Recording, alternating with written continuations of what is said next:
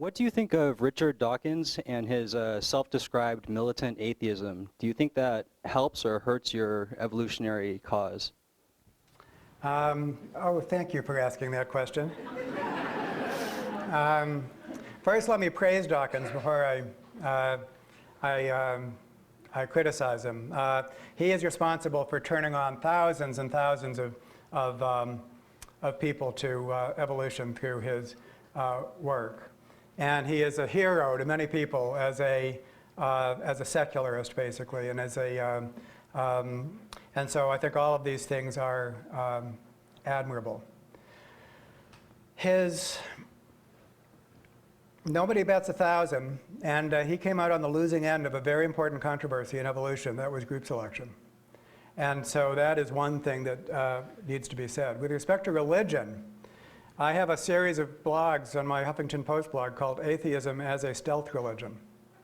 And I think that this is what's so very, very interesting. What is it about religion that puzzles us so much and that concerns us is that these beliefs that depart from factual reality. But I have news for you. Religions are not the only belief systems that depart from factual reality. And this is one of these evolution 101 statements, so elementary, simple but profound, is that if the mind has evolved to adopt beliefs, what kind of beliefs will be adopted by the evolved mind? Will it be beliefs that have truth value, or will it be beliefs that have survival and reproductive value?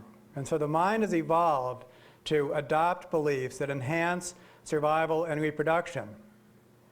And then the truth value of those beliefs is going to depend on the trade-off between, when is it the case that a true belief is also useful, also contributes to survival and reproduction? And that's a very complex relationship. So there's many, many, many situations in which beliefs become more useful by becoming less true. And religions max out on that. They're unconstrained, and so they can create very, very powerful belief systems that are highly motivating and can cause you to do, very useful things, especially at the group level, because they're not constrained by their factual value. Well, now let's look at some belief systems that count as non-religious, like patriotic histories of nations. Well, those also depart from factual reality. All sorts of ideologies depart from factual realities. And I hate to say it, and I wish I could say that Richard Dawkins was my colleague and my partner in studying religion from an evolutionary perspective as a scientist. But it's not the case. And if you look at what he says about religion, it's adaptive fictions. They're saying things about religions which aren't true.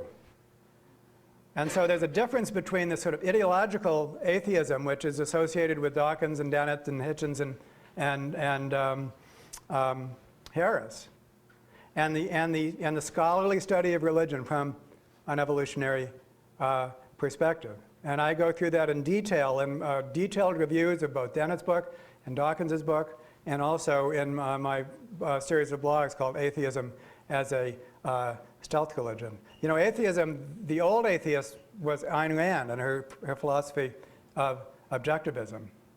And in my book, Evolution for Everyone, I have a chapter called Ayn Rand, Religious Zealot. And the irony of that, of course, is that Ayn Rand was a zealous atheist.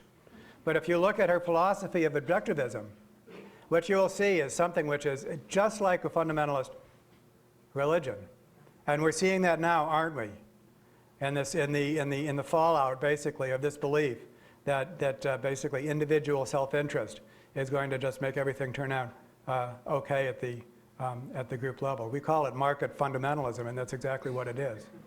And so I think that if we're worried about religions, we really need to worry about stealth religions, because religions are self-evidently depart from factual reality. We have to worry about the belief systems that don't. They do a better job of masquerading. And that includes some scientific theories as well. So we have to be true skeptics, and we have to examine all beliefs as from a scientific perspective. And I think that Dawkins comes up very, very short on that particular score.